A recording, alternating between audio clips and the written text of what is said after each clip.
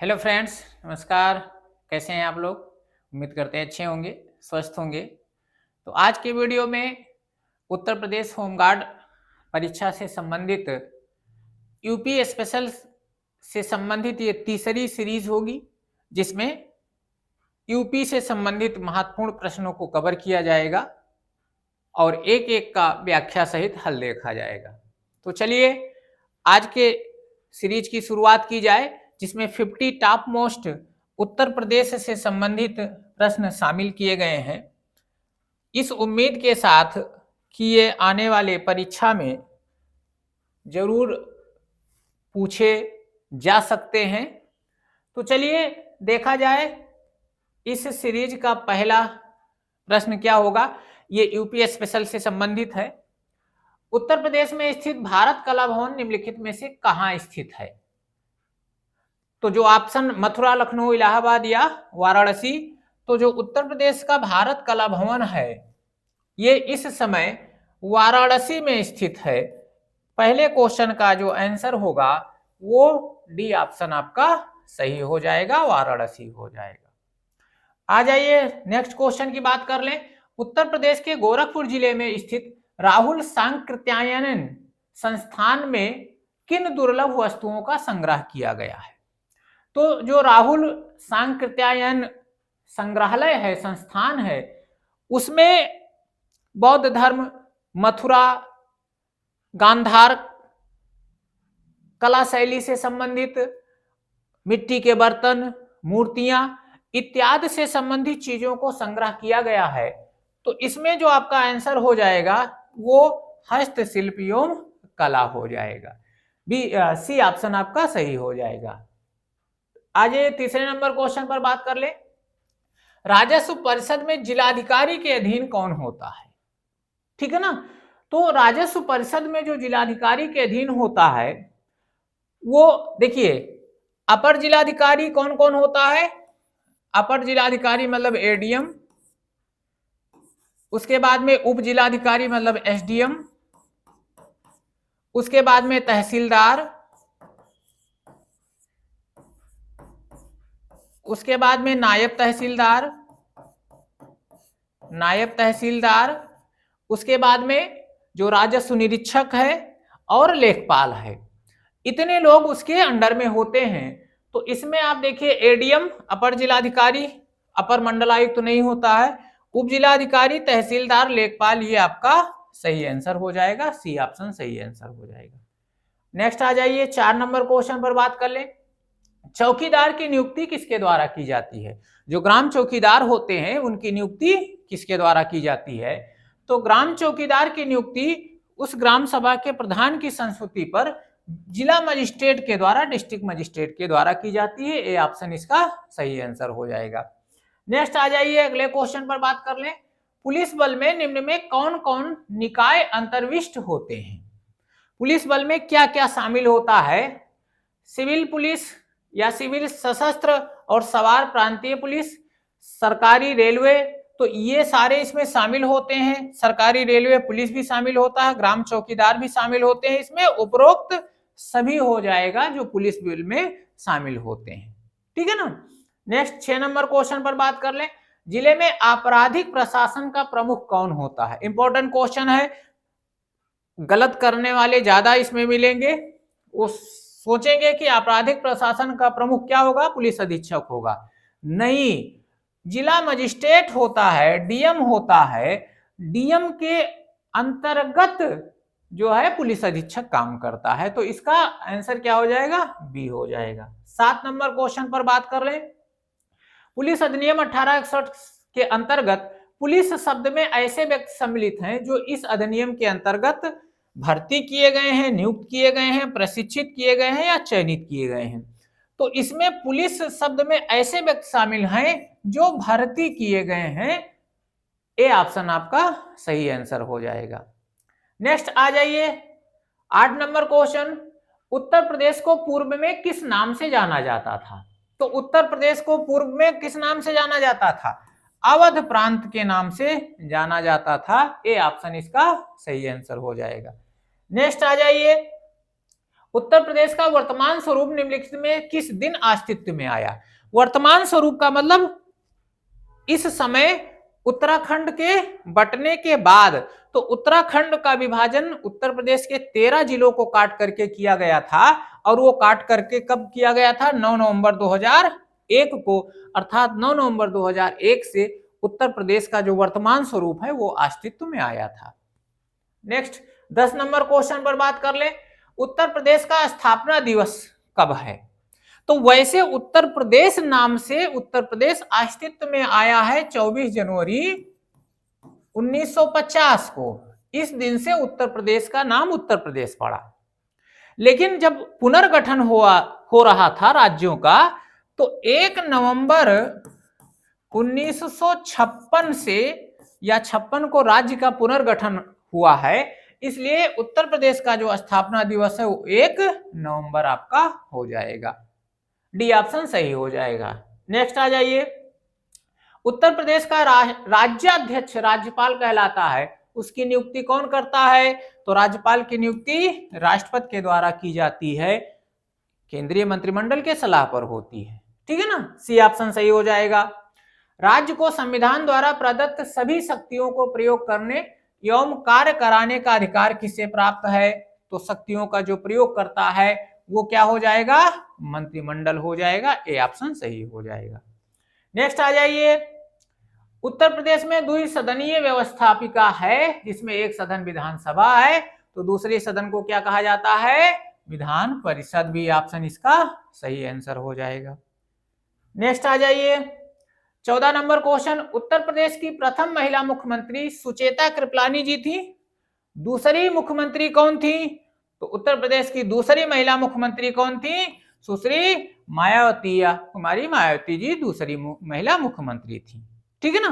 Next आ जाइए, 15 number question, Uttar Pradesh Vidhan Parishad के सदस्यों का निर्वाचन निम्नलिखित में से किस पद्धति द्वारा होता है? विधान परिषद की बात की गई है, तो विधान परिषद के सदस्यों के द्वारा का निर्वाचन जनता द्वारा होता नहीं है, मनोनयन इसमें कुछ होते हैं। ठीक है ना। एकल संक्रमणीय मत पद्धति या पद्धति द्वारा होता है, जिसमें विधानसभा के सदस्यों द्वारा 1/3 सदस्यों द्वारा होता है, उसके बाद में जो स्थानीय निकाय हैं उनके द्वारा होता है, तो एकल संक्रमण पद्धति इसमें अपनाई जाती है। ठीक है ना। नेक्स्ट आ जाइए, उत्तर प्रदेश में उच्च न्यायालय निम्नलिखित में से कहां स्थित है? तो उत्तर प्रदेश का उच्च न्यायालय कहां स्थित है? इलाहाबाद या वर्तमान प्रयागराज में स्थित है। ठीक है ना। नेक्स्ट आ जाइए, उत्तर प्रदेश में मंत्रिमंडल का कार्य राज्य की नीतियों का निर्धारण, कार्यपालिका पर नियंत्रण एवं विविध विभागों के मध्य समन्वय करना होता है। क्या किसके प्रति उत्तरदायी होता है? तो जो मंत्रिमंडल है वो सामूहिक रूप से विधानसभा के प्रति उत्तरदायी होती है, विधानसभा के प्रति उत्तरदायी होती है। नेक्स्ट आ जाइए, उत्तर प्रदेश में उच्च न्यायालय की खंडपीठ निम्नलिखित में से कहां है? उत्तर प्रदेश का जो उच्च न्यायालय है वो प्रयागराज में है, उसकी एक खंडपीठ कहां है? तो एक खंडपीठ कहां स्थित है? लखनऊ में स्थित है। ए ऑप्शन इसका सही आंसर हो जाएगा। नेक्स्ट क्वेश्चन पर बात कर ले, लोकसभा हेतु उत्तर प्रदेश में निर्वाचित संसद सदस्यों की कुल संख्या कितनी है? तो लोकसभा के लिए उत्तर प्रदेश में 80 सीटें उपलब्ध हैं, जिसमें 17 सीटें एससी के लिए आरक्षित सीट है। ठीक है ना। आ जाइए 20 नंबर क्वेश्चन, उत्तर प्रदेश विधानसभा में निम्नलिखित में कितने निर्वाचित सदस्य हैं? देखो विधानसभा की बात हो रही है, तो विधानसभा में 403 निर्वाचित सदस्य हैं, जिसमें निर्वाचित सदस्यों की बात हो रही तो 403 की बात हो रही है। ठीक है ना। नेक्स्ट आ जाइए, उत्तर प्रदेश विधान परिषद में कुल 100 सदस्य हैं, इनके सदस्यों का कार्यकाल कितना होता है? तो विधान परिषद के सदस्यों का कार्यकाल कितना होता है? 6 वर्ष होता है। हर 6 वर्ष के बाद 1/3 सदस्य पदमुक्त हो जाते हैं और उनके स्थान पर नए सदस्यों का चुनाव होता है।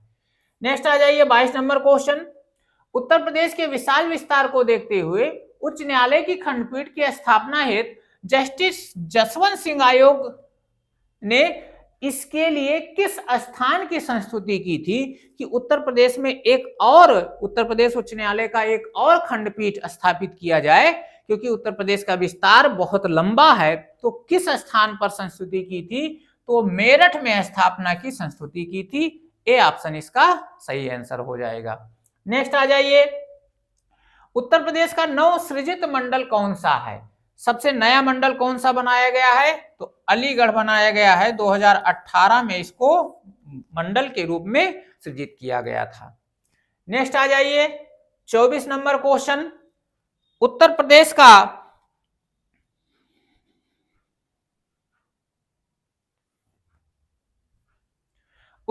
का कौन सा सबसे पूर्वी जिला है? तो उत्तर प्रदेश का सबसे पूर्वी जिला कौन सा है? बलिया है। बी ऑप्शन आपका सही आंसर हो जाएगा। नेक्स्ट आ जाइए, स्वतंत्रता के बाद उत्तर प्रदेश विधान परिषद के प्रथम सभापति कौन थे? स्वतंत्रता के बाद पूछा गया है, तो स्वतंत्रता के बाद प्रथम सभापति श्री चंद्रभाल जी को बनाया गया था। Next 26 number question, Lucknow Uttar Pradesh की पूर्ण रूप से राजधानी कब बनी?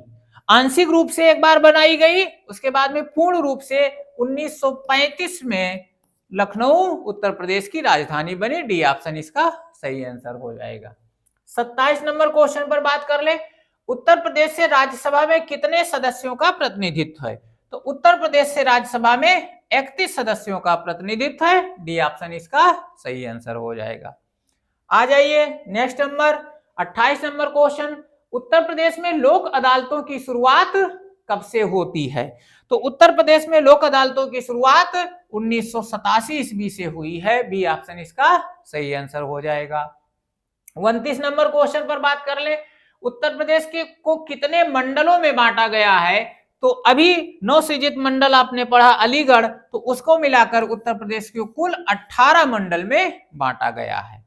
नेक्स्ट आ जाइए 30 नंबर क्वेश्चन, उत्तर प्रदेश में स्थानीय स्वायत्त शासन का ढांचा किस प्रकार है? जो स्थानीय निकाय है, तो उत्तर प्रदेश में त्रिस्तरीय पंचायती व्यवस्था लागू की गई है बलवंत राय मेहता समिति के अनुसार। नेक्स्ट आ जाइए 31 नंबर क्वेश्चन, उत्तर प्रदेश में कवाल शहर निम्नलिखित में कौन सा नहीं है? देखो कवाल का क्या मतलब होता है, तो ये जो कवाल शहर है इसमें कौन कौन सा, जैसे के से है कानपुर, ठीक है ना, ए से है आगरा, वी से है वाराणसी, ए से है इलाहाबाद और यल से है लखनऊ। इन सभी को मिलाकर के कवाल शहर कहा जाता है। अब देखो कवाल शहर में कौन सा नहीं है? मेरठ नहीं है। ये आपका सही आंसर हो जाएगा।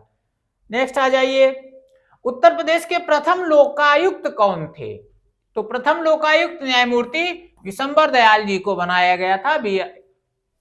बी ऑप्शन इसका सही आंसर हो जाएगा, ठीक है ना। नेक्स्ट आ जाइए, उत्तर प्रदेश में पंचायत चुनाव में महिलाओं को कितने प्रतिशत का आरक्षण प्राप्त है? तो पंचायत चुनाव में 33% का आरक्षण प्राप्त है, अर्थात 1/3 सदस्यों पर महिलाओं का चुनाव किया जाएगा। सी ऑप्शन सही हो जाएगा। नेक्स्ट, उत्तर प्रदेश के प्रथम राज्यपाल कौन थे? सरोजिनी नायडू जी थी, इसमें कहीं कोई दिक्कत ही नहीं है। आ जाइए, थोड़ा सा जल्दी सॉल्व करते हैं। उत्तर प्रदेश के निम्नलिखित नगरों में से किस एक नगर में नगर निकाय नहीं है? अलीगढ़ में है, मुरादाबाद में है, फैजाबाद में है, अर्थात सभी में है। ये आपका आंसर हो जाएगा, ठीक है ना। नेक्स्ट आ जाइए, यूपी को समय समय पर दिए गए नामों को संबंधित वर्षों से सुमेलित करिए। तो उत्तर पश्चिमी प्रांत इसको कब कहा गया? उत्तर पश्चिम प्रांत 1836 में इसको कहा गया। आगरा और अवध का संयुक्त प्रांत इसको कब कहा गया? 1877 में कहा गया। संयुक्त प्रांत इसको कब कहा गया? 1937 में। और उत्तर प्रदेश कब कहा गया? 1950 में। तो ए का 4, बी का 3, ए का 4, बी का 3, सी का 2 और डी का 1। सी ऑप्शन आपका सही आंसर हो जाएगा। नेक्स्ट आ जाइए, निम्नलिखित में से किस अधिनियम में कलकत्ता सर्वोच्च न्यायालय की स्थापना का प्रावधान किया गया था? तो 1873 का जो 1773 का जो रेगुलेटिंग एक्ट था, इसी के तहत कलकत्ता में उच्च न्यायालय की स्थापना का प्रावधान था। नेक्स्ट आ जाइए, निम्नलिखित शब्दों में कौन सा शब्द बेलसामी संवैधानिक संशोधन द्वारा प्रस्तावना में जोड़ा गया? तो प्रस्तावना में 3 शब्द जोड़े गए थे, समाजवाद, पंथ निरपेक्ष और अखंडता। ये 3 शब्द बेलसामी संविधान संशोधन द्वारा जोड़ा गया था। तो इसमें जो आपका आंसर हो जाएगा वो हो जाएगा समाजवाद। नेक्स्ट आ जाइए, डॉक्टर भीमराव अंबेडकर जी ने निम्न मौलिक अधिकारों में किसे संविधान का हृदय एवं आत्मा कहा है? तो जो संवैधानिक उपचारों का अधिकार है उसको अंबेडकर जी ने संविधान का हृदय और आत्मा कहा है। डी ऑप्शन सही हो जाएगा। नेक्स्ट आ जाइए, उत्तर प्रदेश में सर्वाधिक बोली जाने वाली भाषा कौन सी है? तो सर्वाधिक बोली जाने वाली भाषा कौन सी है? हिंदी का स्थान है। नेक्स्ट आ जाइए, उत्तर प्रदेश का प्रसिद्ध हस्तशिल्प कौन सा है? तो उत्तर प्रदेश में जो सबसे प्रमुख हस्तशिल्प है वो जरी जरदोजी का काम है। ए ऑप्शन इसका सही आंसर हो जाएगा।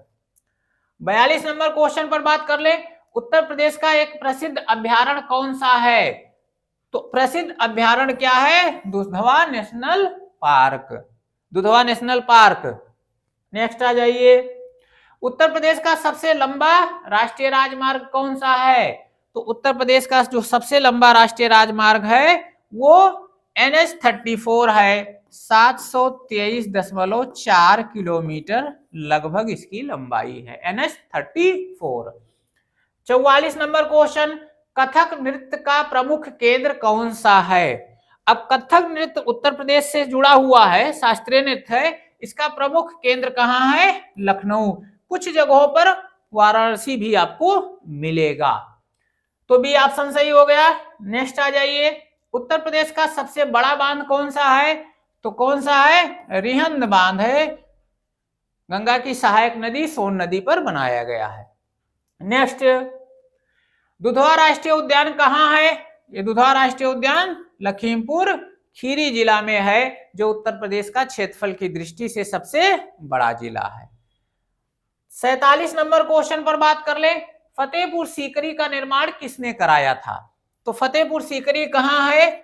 आगरा में है। और इसका निर्माण किसके द्वारा कराया गया था? अकबर के द्वारा कराया गया था। ठीक है ना। नेक्स्ट आ जाइए, उत्तर प्रदेश की का राजकीय वृक्ष कौन सा है? का राजकीय वृक्ष कौन सा है? अशोक है। राजकीय वृक्ष अशोक है। नेक्स्ट, उत्तर प्रदेश में कितने केंद्रीय विश्वविद्यालय हैं? तो उत्तर प्रदेश में कितने केंद्रीय विश्वविद्यालय हैं? 6 केंद्रीय विश्वविद्यालय हैं। बनारस हिंदू विश्वविद्यालय, इलाहाबाद विश्वविद्यालय, अलीगढ़ मुस्लिम विश्वविद्यालय, डॉक्टर भीमराव अंबेडकर विश्वविद्यालय, राजीव गांधी विमान एवं उड्डयन विश्वविद्यालय और रानी लक्ष्मीबाई कृषि विश्वविद्यालय। तो 6 ये विश्वविद्यालय हैं जो केंद्रीय विश्वविद्यालय हैं। और इस सीरीज का लास्ट क्वेश्चन, प्रदेश में इत्र नगर के नाम से कौन सा शहर प्रसिद्ध है? तो इत्र नगर के नाम से किसे जाना जाता है? कन्नौज को जाना जाता है। तो ये आपका 50 क्वेश्चन यूपी स्पेशल से था, जो महत्वपूर्ण क्वेश्चन है। एक बार इसको और आप पढ़ लीजिएगा। उम्मीद करते हैं क्वेश्चन आपको अच्छा लगा होगा। तो क्वेश्चन अच्छा लगा हो तो वीडियो को लाइक कर दीजिए, और चैनल पर नए हैं तो चैनल को सब्सक्राइब कर लीजिए। आगे भी ऐसे और बहुत सारे प्रैक्टिस सेट आपके सामने लाया जाएगा। फिलहाल आज के लिए इतना ही। धन्यवाद। जय हिंद।